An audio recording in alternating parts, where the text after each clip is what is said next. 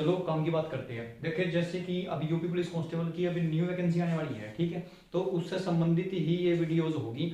अब तक यानी कि अब तक जितने भी पेपर यूपी पुलिस ने कराए हैं, यानी कि जितने भी क्वेश्चन पेपर यूपी पुलिस ने लिए हैं, उन सभी के जितने भी जीएस का पोर्शन जो उनका है, ठीक है, चाहे वो जनरल साइंस हो चाहे वो जनरल नॉलेज हो, जितने भी क्वेश्चन आज तक के हुए, मैंने ये नहीं कहा कि मतलब ये 2-3 साल से, लगातार जब से यूपी पुलिस की स्थापना हुई, यानी कि जब से यूपी पुलिस के अंदर एग्जामिनेशन होने स्टार्ट हुई तब से लेकर और आज तक, ठीक है, हालांकि इतने सारे पेपर्स में से क्वेश्चन नहीं आने, लेकिन फिर भी कम से कम है 10 से 15 साल तक की बीच की जो भर्तियां थी, उनके जो पेपर्स थे, उन सभी के जो क्वेश्चन है, ठीक है, उन सभी क्वेश्चन को हम यहाँ फैक्ट के साथ में डिस्क्राइब करने की कोशिश करेंगे और ज्यादा से ज्यादा पॉइंट इनके बारे में बताए जाएंगे, ठीक है। अभी तो देखो ये वो पेपर है जो अभी हाल ही में हुआ था यूपी पुलिस का, ठीक है, इसके बाद को तो फिलहाल कोई वैकेंसी नहीं आई, ठीक है। ये 2018 में हुआ था शायद, तो 2018 में जो ये पेपर हुआ था, इस पेपर के जो जीएस का पोर्शन है वही 37 से 38 क्वेश्चन आते हैं यूपी पुलिस में जीएस के, ठीक है।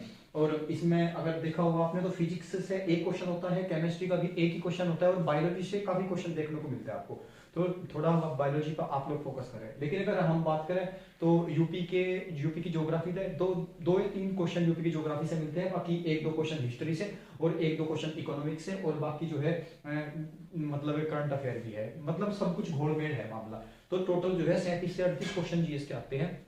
आप उन क्वेश्चंस को एक बार देख लो कौन कौन से क्वेश्चन है, ठीक है। ये पेपर फर्स्ट है जो 2018 में लिया गया था, तो चलो इसकी स्टार्टिंग करते हैं, ठीक है। क्वेश्चन नंबर फर्स्ट है एशियाई खेल 2018 में महिला, कौन ऐसी महिला थी, ठीक है, कौन ऐसी महिला थी जो 3000 मीटर बाधा दौड़ में रजत पदक विजेता थी। कौन सा पदक, यानी कि रजत पदक इन्होंने जीता था। और रजत पदक की अगर बात करें तो जो मतलब महिला खिलाड़ी जो थी जिनका नाम था सुधा सिंह। सुधा सिंह जो थी ये कहाँ की थी, तो सुधा सिंह जो थी ये रायबरेली की थी, उत्तर प्रदेश का एक जिला है रायबरेली, तो रायबरेली की ये खिलाड़ी थी। और रायबरेली की ये खिलाड़ी थी, इन्होंने मतलब जो है 3000 मीटर बाधा दौड़ में रजत पदक जीतकर रायबरेली और उत्तर प्रदेश का नाम रोशन किया। और इन्हीं के इस कारनामे से खुश होकर जो उत्तर प्रदेश सरकार है, यानी कि जो योगी सरकार है, उन्होंने इनको 35 लाख रुपए और प्लस एक गजेटेड ऑफिसर की मतलब पोस्ट देने का वादा इनको किया है, गजेटेड ऑफिसर, ठीक है, गजेटेड ऑफिसर। और अगर हम बात करें इन्होंने मतलब कितने टाइम में ये दौड़ पूरी की थी, तो इन्होंने ये 9 मिनट 40 सेकंड में ये दौड़ पूरी की थी इन्होंने, ठीक है। ये सेकंड प्लेसमेंट रहा था इनका, ठीक है, दूसरा स्थान इनका रहा था। उसके बाद अगर हम बात करें दूसरा क्वेश्चन, कब संयुक्त प्रांत का नाम बदलकर उत्तर प्रदेश किया गया था, तो संयुक्त प्रांत यानी कि यूनाइटेड प्रोविंस जो था वो 1937 में था। 1937 के टाइम पे यूपी को हम यूनाइटेड प्रोविंस कहते थे, और यूनाइटेड प्रोविंस के अंदर 2 अलग अलग प्रेसिडेंसी थी, एक आगरा एक अवध, ठीक है। तो दोनों को मिलाकर यूपी यानी कि दोनों को मिलाकर यूनाइटेड प्रोविंस कहा जाता था।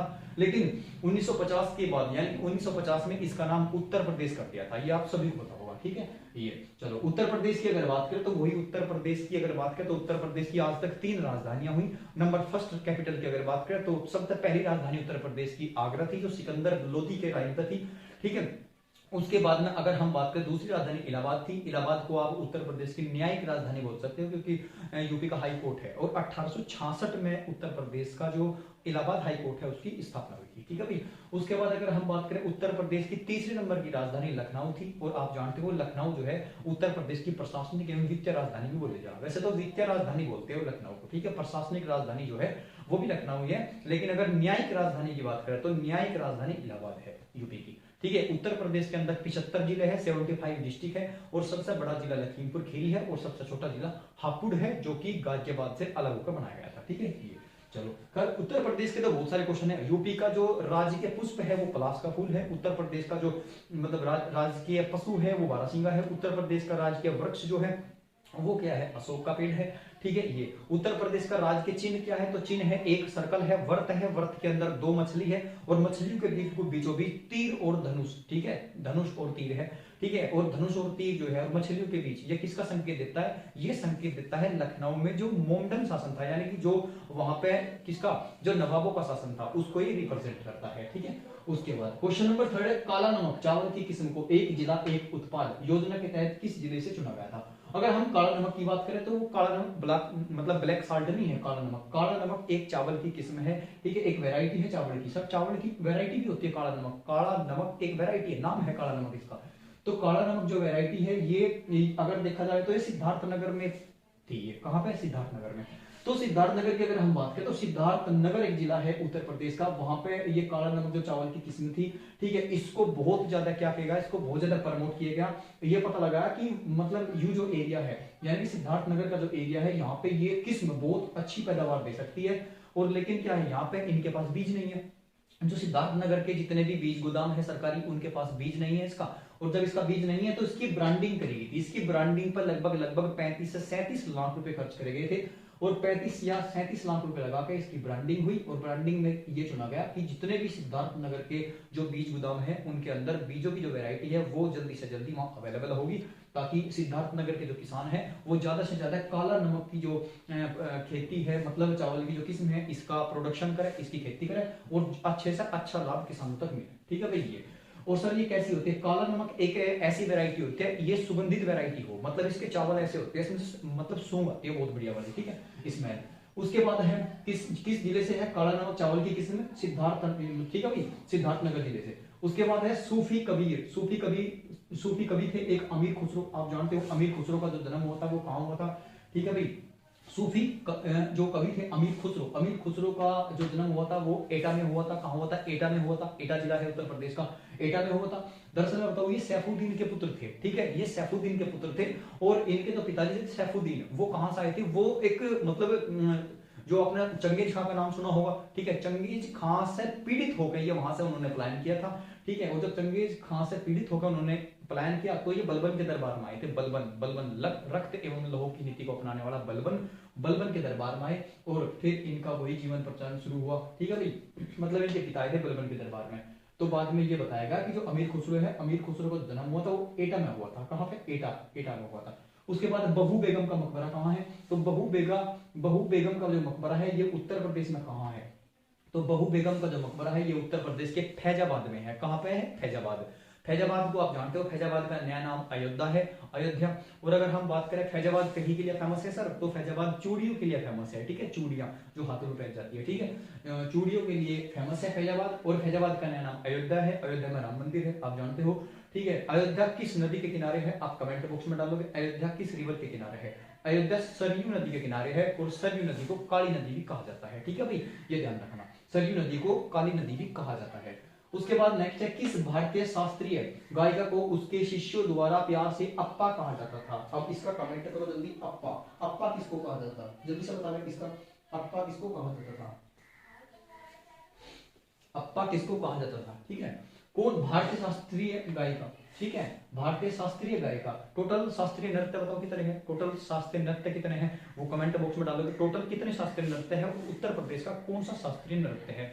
हालांकि लगभग 100 से 120 प्रैक्टिस सेट कराऊंगा, उनमें सारे क्वेश्चंस आपको मिल जाएंगे देखने को, किसी बुक की जरूरत नहीं है कहीं से भी, ठीक है। आप लोग बस इन क्वेश्चंस को करते रहो, कम टाइम में ज्यादा से ज्यादा मटेरियल लेना, ये याद वाली है, ऐसा नहीं नोट्स बनाने हैं, ठीक है, याद करो, बस सुनते रहो इनको, ठीक है। यहाँ पे लिखा है कि किस भारतीय शास्त्रीय गायिका को उनके शिष्यों द्वारा प्यार से अप्पा कहा जाता था। तो एक भारतीय शास्त्रीय गायिका है जिनका नाम है गिरजा देवी। क्या नाम है, गिरजा देवी, जो वाराणसी से संबंधित है। वाराणसी में इनका जन्म हुआ था। और ऐसा बताया गया कि जब इनकी उम्र 5 साल की थी ना, तो मतलब एक तो इनके पिताजी हारमोनियम बजाते थे, जो गिरजा देवी के पिताजी थे वो हारमोनियम बजाते थे और हारमोनियम की शिक्षा उन्होंने अपने पिता से ले ली। उसके बाद जब इनकी आयु 5 वर्ष की थी, तो 5 वर्ष की आयु से ही ये मतलब जो 2-3 इनके जो डांस में होते हैं, जैसे कि अगर बात करें किसकी, तो जो एक होता है ख्याल और एक होता है ठप्पा, ठीक है। ख्याल और ठप्पा नाम की जो कलाएं थी, ठीक है, जो मतलब शास्त्रीय नृत्य से संबंधित थी, शास्त्रीय गायिका से संबंधित थी, क्या, ठप्पा जो थी। और गयाल, वो उनकी एजुकेशन इन्होंने 5 वर्ष की ही एज में लेनी शुरू कर दी थी। और आप अगर आपसे पूछे इनके पिता क्या करते थे, तो इनके पिता जो थे वो हारमोनियम बजाया करते थे, हारमोनियम, ठीक है। तो हारमोनियम की शिक्षा अपने पिताजी से ले ली इन्होंने। तो जो गिरजा देवी थी, गिरजा देवी का जन्म कहाँ हुआ था, वाराणसी में हुआ था, ठीक है भाई। ये योगी आदित्यनाथ किस संप्रदाय से संबंधित है, तो आप सभी को पता, योगी आदित्यनाथ नाथ संप्रदाय से संबंधित है। नाथ, नाथ जुड़ो है, नाथ, तो नाथ संप्रदाय से संबंधित है। और जो ये नाथ संप्रदाय है, नाथ संप्रदाय ऐसा माना जाता है कि जो नाथ संप्रदाय है ये चलाया था भगवान शिव ने, ठीक है। लेकिन इसके बाद इस संप्रदाय को सबसे ज्यादा मतलब शीर्ष पर लेकर जाने वाले जो थे, यानी कि जिन्होंने इसको बहुत ज्यादा डेवलप किया था नाथ संप्रदाय को, वो थे गुरु गोरखनाथ। तो जो गुरु गोरखनाथ थे, उन्होंने नाथ संप्रदाय को बहुत ज्यादा उत्कर्ष पर पहुंचाया था। और नाथ संप्रदाय में क्या होते हैं कि जो गुरु गोरखनाथ थे, गुरु गोरखनाथ ने 12 मार्गों की खोज करी थी, यानी इन्होंने 12 मार्ग दिए थे, ठीक है। अब 12 मार्क क्या थे वो आप लोग गूगल पर डालकर देख सकते हो, ठीक है। तो 12 मार्क इन्होंने बताए थे। उसके बाद जो इनको मतलब जो नाथ संप्रदाय के लोग हैं इनको गोरखनाथी भी कहा जाता है, गोरखनाथी, ठीक है। आपका जो गोरखपुर जिला है उसके अंदर नाथ ही मिलेगा आपको सारे, ठीक है। तो इनको गोरखनाथी भी कहा जाता है। और इनकी मैं बता दूं तो ये लोग अपने जो कान है वो कान छिदवाते हैं, ठीक है। जो नाथ संप्रदाय के लोग हैं वो अपने कान छिदवाते हैं, ठीक है, अपने कान छिदवाते हैं। और जब जीवन का अंतिम दिन होते हैं इनके, यानी कि जब ये बुजुर्ग अवस्था में होते हैं तो उस टाइम पे ये धूनी रमाते हैं। धूनी तो आप लोग जानते हो ना, धूनी रमाते हैं, ठीक है। ये उसके बाद नेक्स्ट है नेपाल से कितने जिले स्पर्श करते हैं। तो ये क्वेश्चन इंपोर्टेंट है, यूपी की ज्योग्राफी से है। नेपाल से कितने जिले स्पर्श करते हैं, तो टोटल 6 डिस्ट्रिक्ट नेपाल से टच होते हैं। अगर हम इनकी बात करें कौन कौन से, तो इसकी एक ट्रिक लिख लो, ठीक है। इनकी एक ट्रिक लिख दो, GM गुड मॉर्निंग बीबी, गुड मॉर्निंग बीबी लाओ पानी, ठीक है। गुड मॉर्निंग बीबी लाओ पानी, गुड मॉर्निंग बीबी लाओ पानी, ठीक है। ऐसा। अब जी की अगर बात करें तो गौतम बुद्ध नगर नहीं है। जी की अगर बात करें बताओ गोरखपुर, जी की अगर बात करें तो गोरखपुर, जी की बात करें गोरखपुर। एम की बात करें तो एम की बात करें बताओ जल्दी, एम से क्या होगा, महाराजगंज, गोरखपुर महाराजगंज। और बी से बहराइच, और बी से बलरामपुर, और एल से लखीमपुर खीरी, और पी से पीलीभीत। तो ये 6 डिस्ट्रिक्ट ऐसे हैं जो कहां से, जो नेपाल से सीमा स्पर्श करते हैं। तो ध्यान रखना, ट्रिक कौन सी बताई इन्होंने, गुड मॉर्निंग बीबी लाओ पानी, गुड मॉर्निंग बीबी लाओ पानी। कौन कौन से बताए, जी का मतलब गोरखपुर, और जी का मतलब गोरखपुर, एम का मतलब क्या है, एम का मतलब है महाराजगंज, बी का मतलब बहराइच, और बी का मतलब बलरामपुर, एल का मतलब लखीमपुर खीरी, और पी का मतलब पीलीभीत, ठीक है भाई। ये और आप जानते हो नेपाल की, ठीक है भाई, नेपाल से स्पर्श करता है। और नेपाल की राजधानी काठमांडू है, आप सभी जानते हो इसको, ठीक है। ये उसके बाद नेक्स्ट 1699 में खालसा पंथ की जो स्थापना की थी वो किसने की थी, तो सभी को पता 1699 में खालसा पंथ की स्थापना किसके द्वारा की गई थी, बता देती, खालसा पंथ की स्थापना गुरु गोविंद सिंह के द्वारा करी गई थी, गुरु गोविंद सिंह, ठीक है। ये अगर गुरु गोविंद सिंह कहाँ की थी सर, तो आनंदपुर साहिब में की थी, ठीक है, आनंदपुर साहिब में की थी, ठीक है भाई। ये चलो बहुत बढ़िया। उसके बाद नेक्स्ट है क्वेश्चन 2017 और 18 में आरबीआई 9 वर्षों में सोने की पहली खरीद, सोने की कितनी मात्रा खरीदी थी, यानी कि 9 साल में एक बार सोना खरीदा था आरबीआई ने, और वो कब, 2017 और 18 में। और ये पूछा कि जब 9 साल बाद आरबीआई ने सोना खरीदा तो कितना सोना खरीदा था आरबीआई ने, ये बताना है कि आरबीआई के द्वारा कितना सोना खरीदा गया था। जल्दी बताओ, आरबीआई के द्वारा कितना सोना खरीदा गया था, ठीक है। तो यहाँ पे जिसको इसका जो आंसर है वो है 8.46 टन। कितना, 8.46 टन सोना खरीदा गया था। एक बार नोट कर लो या स्क्रीनशॉट ले लो भाई, ठीक है। एक बार नोट कर ले या स्क्रीनशॉट लेना। तो मैंने कहा ना कि 8.46, इसके सामने लिख लो क्या है, 8.46 टनेज, या हम इसको कहते हैं टन, ठीक है। तो 8.46 टन सोना खरीदा था आरबीआई ने, कितने साल बाद सर, 9 साल के बाद, ठीक है। कब खरीदा था, 2017 और 18 में खरीदा था। इंपॉर्टेंट क्वेश्चन था ये उस टाइम का। अब जो एग्जाम होंगे उनमें नहीं आने का ये, लेकिन उनमें अपडेटेड जानकारी आ रही, ठीक है। ये उस टाइम का था, मैं बता रहा हूँ आपको कैसे तैयारी करनी है, ठीक। 2016-17 में बागवानी आंकड़ों के अनुसार सबसे बड़ा फल उत्पादक राज्य कौन सा है, यानी कि सबसे ज्यादा फ्रूट प्रोडक्शन कौन करता है, सबसे ज्यादा फलों का उत्पादन। तो अगर इसमें हम बात करें 2016 और 17 के अकॉर्डिंग, तो 2016 और 17 के अकॉर्डिंग सबसे ज्यादा फ्रूट उत्पादन करता है आपका महाराष्ट्र। क्या, महाराष्ट्र का मतलब समझते हो, महाराष्ट्र का मतलब महाराष्ट्र भाई। महाराष्ट्र कब बना था सर, 1960 में महाराष्ट्र बना था, 1960 में, ठीक। अगर हम बात करें महाराष्ट्र की राजधानी मुंबई है, और 7 टापुओं वाला शहर भी मुंबई है, यानी कि 7 आइलैंड पर बना है मुंबई आपका। भारत का हॉलीवुड भी मुंबई है, मुंबई के अंदर सेबी है, यानी कि सेसेक्स एक्सचेंज बोर्ड ऑफ इंडिया, ठीक है। शेयर बाजार आपका मुंबई के अंदर ही है। अगर मैं और थोड़ा सा बताऊं तो आरबीआई का जो हेडक्वार्टर है वो भी कहाँ है, वो भी मुंबई में है। RBI reserve bank of India, उसका हेडक्वार्टर भी आपका मुंबई में ही है, ठीक है। ये उसके बाद और सबसे ज्यादा पक्की सड़कों वाला राज्य महाराष्ट्र है, सबसे ज्यादा पक्की सड़कों वाला राज्य महाराष्ट्र है। और सबसे ज्यादा कच्ची सड़कों वाला राज्य जो है वो उड़ीसा है। और सबसे ज्यादा खड़ंजों वाला कौन सा है सर, सबसे ज्यादा खड़ंजों वाला यूपी है, अपना उत्तर प्रदेश आज भी, ठीक है, ध्यान रखना।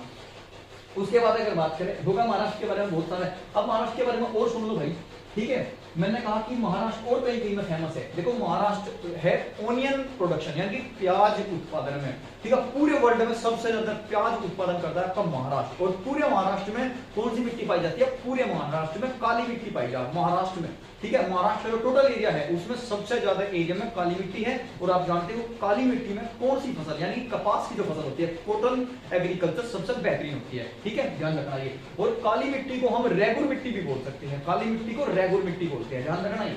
वैसे एक कॉटन प्रोडक्शन यानी कपास का सबसे ज्यादा उत्पादन तो गुजरात में होता है, लेकिन कपास के लिए काली मिट्टी जरूरी है। और काली मिट्टी का सबसे ज्यादा क्षेत्र कहाँ है, वो आपका महाराष्ट्र में है। ठीक, मैंने बताया ना सर महाराष्ट्र के कौन से जिले में सबसे ज्यादा प्याज उत्पादन हो, अरे भाई ये पूछने वाली बात है क्या, नासिक में हो, नासिक में। ठीक है, नासिक महाराष्ट्र का एक जिला है नासिक, नासिक में सबसे ज्यादा जो है प्याज उत्पादन होता है पूरे वर्ल्ड में, ओवरऑल वर्ल्ड में। और आपको पता होगा नासिक जो है किस नदी के किनारे है, तो नासिक गोदावरी नदी के किनारे है। और गोदावरी नदी को बूढ़ी गंगा भी कहते हैं। ठीक है भाई, ये और बहुत सारी बात पूछनी है, वो कभी आगे भी छोड़ दो यार, कुछ ऐसा भी ना करो।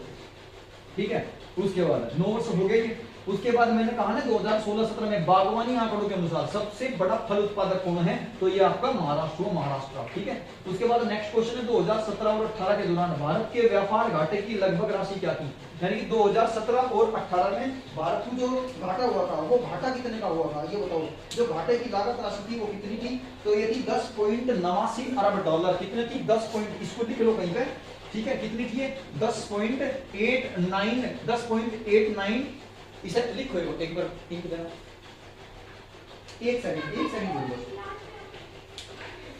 ठीक है भाई, 10.89 अरब डॉलर। ठीक है, डॉलर को ऐसे ही बना दो ना, ऐसे इकोनॉमिक्स तो पढ़ी होगी ना, तो डॉलर को ऐसे ही बना दो। यानी कि भारत को क्या 2017 और 18 के दौरान भारत का जो व्यापार था यानी कि इंडिया का जो ट्रेड था उसमें कितना घाटा हुआ था, कितनी डेफिशिएंसी हुई थी। डेफिसिएट तो जानते हो, डेफिसिएट वर्ड जो है वो इकोनॉमिक्स में जब घाटा हो ना तब यूज किया जाता है डेफिसिएट।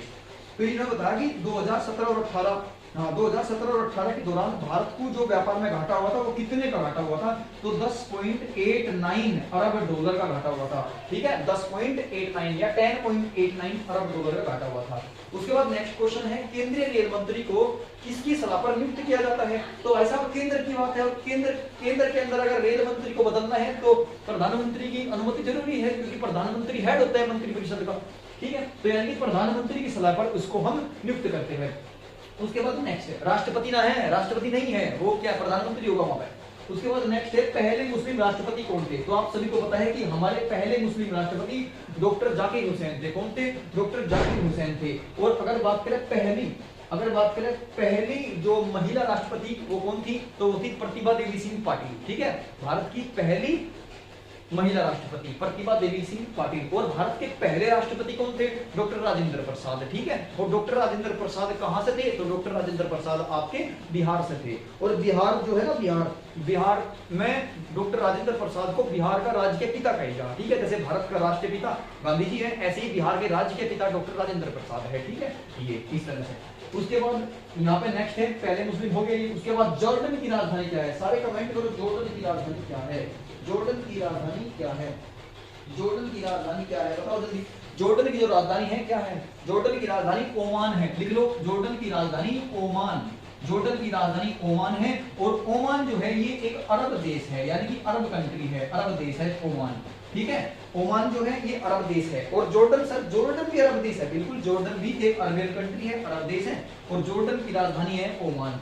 जॉर्डन की राजधानी क्या है भाई, जॉर्डन की जो राजधानी है वो आपकी ओमान है। ठीक है, और यहाँ पे भाषा कौन सी बोली जाएगी, तो सर अरब देश है, अरब देशों के अंदर तो कौन सी भाषा बोली जाएगी, अरबी। अरब देशों के अंदर अरबी भाषा बोली जाती है। ठीक है, बहुत बढ़िया भाई।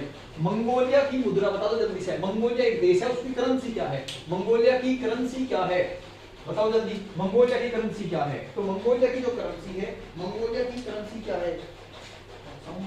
साउंड इशू है भाई, एक बार कमेंट करना, साउंड इशू है क्या।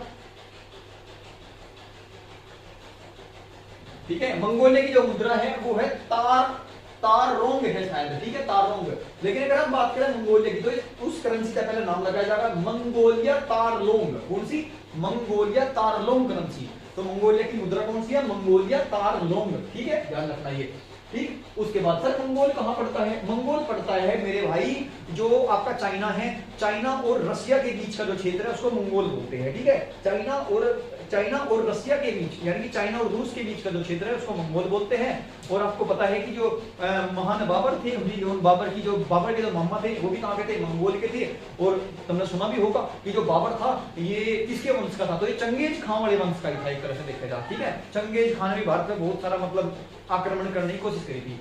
तो ध्यान रखो कि चंगेज खान, ठीक है, चंगेज खान तो बहुत फेमस रहा भाई इधर, तो ध्यान रखना चंगेज खान के नाम से मंगोलिया जाना था, ठीक है। तो मंगोलिया की मुद्रा है मंगोलियाई तारोंग, ठीक है, तारोंग। उसके बाद अगर हम बात करें कहां है सर ये, तो ये आपका रूस और चीन के बीच में है। नेक्स्ट क्वेश्चन है आपका एशिया का तीसरा सबसे घना आबादी वाला देश, तो वही सबसे ज्यादा पॉपुलेशन कहां है, पहले नंबर की, तो पहले नंबर की सबसे ज्यादा पॉपुलेशन है आपकी कहां, चाइना में है, ठीक है। दूसरे नंबर की पॉपुलेशन सबसे ज्यादा कहां है, तो दूसरे की नंबर इंडिया पे है। और तीसरे नंबर की है इंडोनेशिया, ठीक है, तीसरे की है इंडोनेशिया, ठीक। तो इंडोनेशिया तीसरी रैंक है सर, फर्स्ट रैंक पॉपुलेशन में जानते हो, पहले नंबर पे चाइना, दूसरे पे इंडिया और तीसरे पे इंडोनेशिया है। उसके बाद अगर हम इंडोनेशिया के दो आइलैंड बहुत फेमस है, इंडोनेशिया की राजधानी बताओ जल्दी, इंडोनेशिया की राजधानी है जकार्ता, इंडोनेशिया की राजधानी जकार्ता, और इंडोनेशिया के दो आइलैंड बहुत यानी कि दो द्वीप है जो बहुत ज्यादा फेमस है, एक का नाम है जावा, एक का नाम है सुमात्रा, जावा और सुमात्रा, ठीक है। आगे बात करें उसके बाद है नेक्स्ट क्वेश्चन बहुत बढ़िया दिया था इन्होंने, ये दक्षिण अमेरिका राष्ट्रों में किसमें दक्षिण अमेरिका का सबसे बड़ा वन क्षेत्र है, यानी कि दक्षिण अमेरिका एक महाद्वीप है, उस महाद्वीप में ऐसा कौन सा देश है जिसमें सबसे ज्यादा जंगल पाए जाते हो, तो तुम्हें पता है साउथ अमेरिका में एक ही देश ऐसा है ब्राजील, ठीक है, एनाकोंडा पाया जा जहां, ठीक है। तो ब्राजील सबसे बड़ा देश है और ब्राजील की अगर बात करें तो वहां सबसे ज्यादा नेचुरल वेजिटेशन है, नेचुरल वेजिटेशन यानी कि प्राकृतिक वनस्पति, ठीक है, समझ रहे। तो ये तो यहाँ इसका आंसर होगा ब्राजील, क्या होगा ब्राजील, ठीक। उसके बाद क्वेश्चन नंबर 19, प्रायदी भारत की सबसे लंबी नदी, तो प्रायदी भारत की सबसे लंबी नदी है गोदावरी, ठीक है, गोदावरी नदी है सबसे लंबी। और गोदावरी की अगर बात करें तो उसको बूढ़ी गंगा कहते हैं, गोदावरी को बूढ़ी गंगा कहते हैं। सर इसकी लंबाई कितनी है, तो लगभग 1465 किलोमीटर है, लगभग 1465 किलोमीटर है गोदावरी नदी की लंबाई, ठीक है। गोदावरी नदी में बहुत सारे डैम वगैरह भी बने हुए हैं, ठीक है, जब डैम वाला एक वीडियो में डालूंगा उसके अंदर पढ़ा दूंगा, अभी इतना ध्यान रखो। प्रायदी भारत की सबसे लंबी नदी गोदावरी नदी है। सर कहां से निकल रही, तो गोदावरी नदी महाराष्ट्र से निकलती है, गोदावरी नदी महाराष्ट्र से निकलती है। और महाराष्ट्र में एक पहाड़ी है त्रियंबकम, ठीक है, त्रियंबकम पहाड़ी है, ठीक है, त्रियंबकम पहाड़ी नासिक में पड़ती है वैसे, तो वहां से निकल रही है, ठीक है ये। और पश्चिमी घाट में आएगा, महाराष्ट्र के पश्चिमी घाट से, पश्चिमी घाट नहीं है महाराष्ट्र, तो पश्चिमी घाट महाराष्ट्र के त्रियंबकम पहाड़ी से उद्गम स्थल है गोदावरी नदी का। इसकी टोटल लंबाई है 1465 किलोमीटर, ठीक है। और बंगाल की खाड़ी में ये पानी गिराती है, ठीक है भाई ये। चलो उसके बाद नेक्स्ट है अंतरराष्ट्रीय मानवाधिकार दिवस। अंतरराष्ट्रीय मानवाधिकार दिवस कब मनाया जाता है, सभी को पता 10 दिसंबर को मनाया जाता है। अंतरराष्ट्रीय मानवाधिकार दिवस 10 दिसंबर को मनाया जाता है, ठीक है, ध्यान रखना। ये मानव के जो अधिकार है, ठीक, उसके अकॉर्डिंग चलता है, ठीक। नेक्स्ट क्वेश्चन है आपका 2018 में अमरनाथ तीर्थ यात्रा के लिए, 2018 में अमरनाथ की जो यात्रा कर रहे तीर्थ यात्री, उनकी सहायता के लिए सीआरपीएफ यानी central reserve police force, central reserve police force के द्वारा एक मोबाइल ऐप लॉन्च किया गया था, ठीक है। उसका नाम क्या था, तो ध्यान से सुन लो, उसका नाम था साथी ऐप। कौन सा, साथी ऐप। और मैं बता दूं सीआरपीएफ की फुल फॉर्म क्या होती है, सेंट्रल रिजर्व पुलिस फोर्स। और अगर सीआरपीएफ की बात करें तो सीआरपीएफ 1939 में बनाई गई थी भाई, ठीक है, 1939 में बनाई गई थी। और इसके राष्ट्रीयकरण यानी कि इसको सीआरपीएफ का नाम कब मिला था, तो इसको सीआरपीएफ का जो नाम मिला था वो 1950 में मिला था, ठीक है, ध्यान रखना। 1939 में बनाई गई थी लेकिन इसको सीआरपीएफ का नाम 1950 में मिला था। सर ये किसके लिए काम करे, तो ये नक्सलवाद एरिया, माओवादी एरिया में काम करती है, ठीक है, नक्सलवाद और माओवाद से लड़ती है। उसके बाद में साथी ऐप होगा, इन्होंने क्या चलाया था, साथी ऐप चलाया था, साथी मोबाइल सहायता। उसके बाद अगर बात करें सर सीआरपीएफ का हेडक्वार्टर कहां है, तो सीआरपीएफ का हेडक्वार्टर नई दिल्ली में है। कहां है, नई दिल्ली में। उसके बाद 2016 में 7 वर्षों के लिए भारत ने अक्टूबर 2016 में अपनी व्यापार संधि को नवीनीकृत कर दिया गया था। किसके साथ, तो 4 ऑप्शन थे शायद इसमें, भूटान भी था, चीन भी था, बांग्लादेश भी था और नेपाल भी था। तो उस टाइम पे भूटान के साथ हुआ था, ठीक है। भूटान के साथ जो अधिकार के क्षेत्र थे वो बढ़ा दिए गए थे, ठीक है, यानी कि वो दोबारा से रिन्यू कर दिए थे। उसके बाद है क्वेश्चन नंबर 23, 2018 एशियाई खेल में पदक तालिका में शीर्ष रहने वाला चीन कितने पदक लेकर आया था, इसका आंसर आप लोग कमेंट बॉक्स में डालोगे, ठीक है। इसमें कितने पदक चाइना ने जीते थे, तो चाइना ने कितने पदक जीते थे, शायद 289 मेडल चाइना लेकर आया था। और चाइना की रैंक कितनी थी भाई, ठीक है। चाइना की रैंक कितनी थी, शायद फर्स्ट रैंक थी। और अगर हम बात करें इंडिया की कितनी, तो इंडिया 8वां देश था। इंडिया 8वां देश था। कितना था, एक बार लिखो, इंडिया जो था वो 8वां देश था। पहले नंबर पर चीन था 289 देशों 289 मेडल के साथ। ठीक है, कहां हुए थे सर ये, तो ये जो एशियन गेम्स हुए थे ये जकार्ता में हुए थे। इंडोनेशिया की राजधानी जकार्ता में हुए थे। ठीक है, इंडोनेशिया की राजधानी जकार्ता में हुए थे। और पाकिस्तान से भारत का 8वां नंबर है। पाकिस्तान का कितना है, पाकिस्तान का 33वां नंबर है। ठीक है, लिख लो यहाँ पे पाकिस्तान का कितना है, तो पाकिस्तान 33वें नंबर पे रहा। पाकिस्तान की रैंक रही 33वां। कितने मेडल लेकर आया था, तो 4 मेडल लेकर आया था, बस ओनली 4। सर सबसे कम किसने जीते थे, तो सबसे कम एक ही मेडल लेकर आया था सीरिया। क्या, सीरिया देश जो है वो एक ही मेडल लेकर आया था। देखो ऐसे भी देश है, ठीक है, ऐसे भी देश है। ठीक है, हमसे आगे कौन था, हमसे आगे तो उत्तर कोरिया भी था, उत्तर कोरिया। ठीक है, उत्तर कोरिया भी हमसे आगे था। चलो भाई, क्लियर, यहां तक कोई दिक्कत नहीं है। ठीक है, तो देखो अगर बढ़िया लग रहा हो ना, क्वेश्चन सारे बढ़िया हो, सारे बढ़िया है, और ऐसा ही बढ़िया बढ़िया क्वेश्चन लाते रहेगा फैक्ट के साथ। मैंने कहा ना, यहाँ नोट्स नहीं बना सकते आप लोग, केवल सुन के काम चला सकते हो, सुनो केवल कम टाइम में। ठीक है भाई, अगर बढ़िया लगा तो चैनल को लाइक शेयर और सब्सक्राइब जरूर कर दे। ठीक है, क्योंकि लगभग 150 प्रैक्टिस स्टार्ट डालूंगा, तो 150 तो शायद किसी भी यूट्यूब चैनल पर ना हो। और यूपी के जितने भी एग्जाम हुए, चाहे वो यूपी लेखपाल का हो, चकबंदी लेखपाल का हो, वीडियो अमीन पमीन जिनके भी है, ठीक है, बढ़िया बढ़िया 12 ऑपरेटर का हो, जितने भी है, सभी के जितना जीएस का पोर्शन है, वो सारे एग्जाम जितने भी क्वेश्चन है सबको ढेर कर रखेंगे। और 150 प्रैक्टिस सेट में सब कुछ खत्म होगा। 35 से 37 क्वेश्चन का टारगेट रहेगा, और हर दूसरे दिन प्रैक्टिस सेट आऊंगा, हर दूसरे दिन। ठीक है, चलो उसके बाद नेक्स्ट है अंतरराष्ट्रीय न्यायालय किस देश में है, तो आपको पता है अंतरराष्ट्रीय न्यायालय यानी कि इंटरनेशनल कोर्ट कहां है, तो इंटरनेशनल कोर्ट है द हेग में। कहां, द हेग में है, जो कि नीदरलैंड में पड़ता है। अब ध्यान से सुनियो, अंतरराष्ट्रीय न्यायालय द हेग में है, नीदरलैंड में पड़ता है, नीदरलैंड में। और अगर इसकी बात करें तो इसकी देखरेख कौन करता है, तो अंतरराष्ट्रीय न्यायालय की देखरेख यूएन के द्वारा की जाती है, जिसके यूनाइटेड नेशन के द्वारा की जाती है। इसके अंदर कितने जज है सर, तो इसके अंदर 15 जज होते हैं, 15 न्यायाधीश होते हैं, और उनका कार्यकाल 9 वर्ष का होता है, ये भी ध्यान रखना। ठीक है, उनका कार्यकाल 9 वर्ष का होता है। कहां है अंतरराष्ट्रीय न्यायालय, द हेग में है, और द हेग कहां पड़ता है, नीदरलैंड में पड़ता है। ठीक है, ये उसके बाद नेक्स्ट है क्वेश्चन नंबर 25। पेड़ पौधों में निषेचन के बाद अंडाशय परिवर्तित होता है। बायोलॉजी के 4-5 क्वेश्चन लगातार आ रहे बायोलॉजी के, तो ध्यान रखना, फिजिक्स का तो कोई क्वेश्चन आया ही नहीं था, और केमिस्ट्री का एक क्वेश्चन आया था। और अगर हम बायोलॉजी की बात करें तो 5 से 6 क्वेश्चन बायोलॉजी के आए थे। तो आप लोग बायोलॉजी पर विशेष फोकस करें। ठीक है, अगर बायोलॉजी के नोट्स चाहते हो तो मुझे टेलीग्राम पर आप लोग फॉलो जरूर करें। ठीक है, तो यहाँ पे लिखा हुआ है पेड़ पौधों में निषेचन के बाद अंडाशय परिवर्तित होता है, किसमें, जांग में। किसमें, जांग में। वो वाली जांग नहीं, ये वाली जांग, ये वाली जांग नहीं है। ठीक है, जांग में। ठीक, उसके बाद नेक्स्ट है सीएफएल। सीएफएल आपकी तो लाइट होती है, ट्यूब लाइट जो होती है आपकी, सीएफएल और फ्लोरेंस ट्यूब। फ्लोरेंस ट्यूब में कौन सी गैस होती है, तो आपको सभी को पता, ये व्हाइट सी जो सीएफएल ट्यूब आती थी, अब तो बल्ब आ रही है। ठीक है, अब तो बल्ब आ रही है एलईडी बल्ब, लेकिन पहले ट्यूब आती थी सीएफएल। ठीक है, देखी होगी तुमने ट्यूब लाइट। तो उनके अंदर एक गैस बन जाती थी जिसका नाम था नाइट्रोजन डाइऑक्साइड। ठीक है, नाइट्रोजन डाइऑक्साइड, जो जैसे हम ट्यूब फोड़ते थे ना, तो वो इन्वायरमेंट में मिलती, और जब इन्वायरमेंट में मिलेगी तो भाई क्या होगा, नुकसानदायक तो होगी वो आदमी के लिए, तो हार्मफुल होगी। तो ये पूछा कि सीएफएल और फ्लोरेंस ट्यूब में कौन सी गैस थी, नाइट्रोजन डाइऑक्साइड। उसके बाद है क्वेश्चन नंबर 27। पौधों में पानी और पोषक तत्वों के परिवहन के लिए, ठीक है, क्या जरूरी है, या संवैनिक उत्तक को क्या कहा जाता है, तो इसका नाम है स्केलरेनकाइमा। ठीक है, स्केलरेनकाइमा। ठीक है, मैंने लिखा हुआ है, ये नाम इंपोर्टेंट है, स्केलरेनकाइमा। ठीक है, उसके बाद नेक्स्ट है क्वेश्चन नंबर 28। तो भाई बायो वाला पोर्शन थोड़ा सा वीक है, बाकी हिस्ट्री, पॉलिटी, इकोनॉमिक्स और ज्योग्राफी ये मजबूत है, इसमें टेंशन बिल्कुल मत लो। ठीक है, बायोलॉजी में आप लोग थोड़ी सी मेहनत करें। ठीक है, मैं कुछ अलग से एफर्ट्स कर दूंगा थोड़ा बहुत। अब भाई बायोलॉजी तो उसकी बेहतरीन होगी जिसने 11th-12th में बायो ली हो। ठीक है, अब हमें तो बाद में फिर रट्टे ही मारने थे 12th के बाद में। ठीक है, हम बायो को जितनी पढ़ सका उतनी पढ़ने की कोशिश करी। चलो उसके बाद है नेक्स्ट 29। तो 28 है पुनर्उत्पादन बीज उत्पादन वाले पौधे का नाम। पुनर्उत्पादन बीज उत्पादन वाले पौधे का नाम है। इसमें अदरक आया था, 4 ऑप्शन थे, अदरक लगा दिया। ठीक है, अदरक भी गया था इसमें। उसके बाद था 29 पहला पूर्ण प्राकृतिक सिंथेटिक फाइबर। तो इन्होंने कहा पहला ऐसा पूर्ण प्राकृतिक सिंथेटिक फाइबर बताओ जो कोयला, हवा और पानी से तैयार करेगा गया था। तो वो था क्या, वो था प्लास्टिक फाइबर। ठीक है, सॉरी जैव प्लास्टिक। क्या था वो, जैव प्लास्टिक। कैसा था ये, जैव प्लास्टिक। लेकिन अगर बात करें पहला रासायनिक फाइबर कौन सा था, तो पहला रासायनिक जो फाइबर था वो था नायलॉन। क्या था, नायलॉन। ठीक है, ये तो यहाँ पे पूछा था कि प्राकृतिक कौन सा था पहला, तो था जैव प्लास्टिक। ठीक है, जैव प्लास्टिक। उसके बाद है क्वेश्चन नंबर 30 अधिग्रहण चरित्र की विरासत का जो सिद्धांत दिया था, यानी अधिग्रहण चरित्र की विरासत का सिद्धांत दिया था ग्रेगोर मेंडल के द्वारा। ग्रेगोर मेंडल के द्वारा। ठीक है, ग्रेगोर मेंडल के द्वारा ये सिद्धांत दिया गया था, ये प्रिंसिपल दिया गया था, किसका, अधिग्रहण चरित्र की विरासत का। उसके बाद है next रिब्यूटिंग India.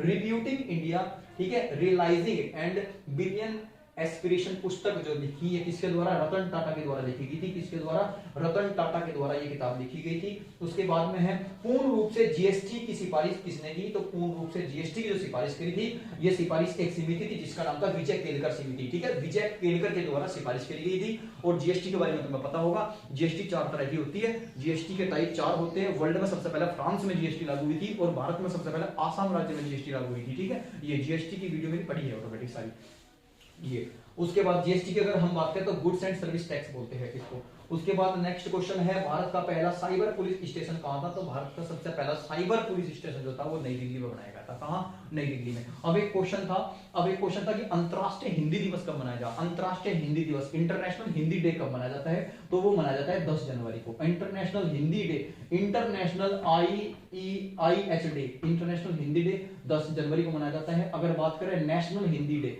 National Hindi day की अगर बात करें तो सभी को पता 14 सितंबर को मनाया जाता है, ठीक है। 14 सितंबर को हिंदी दिवस, 14 सितंबर हिंदी दिवस और 10 जनवरी अंतरराष्ट्रीय हिंदी दिवस, ठीक है। तो ये वो क्वेश्चंस थे जो 2018 में यूपी पुलिस द्वारा पूछे गए थे, ठीक है। अब ये हो गया खत्म, इतना ही पोर्शन था, बाकी कोशिश करेंगे मतलब 150-60 के अंदर सब कुछ दे दें, ठीक है। ये चलो ठीक है, मिलते हैं फिर प्रैक्टिस सेट 2 के अंदर। अगर बढ़िया लगा हो तो लाइक शेयर सब्सक्राइब जरूर करें, ठीक है भाई।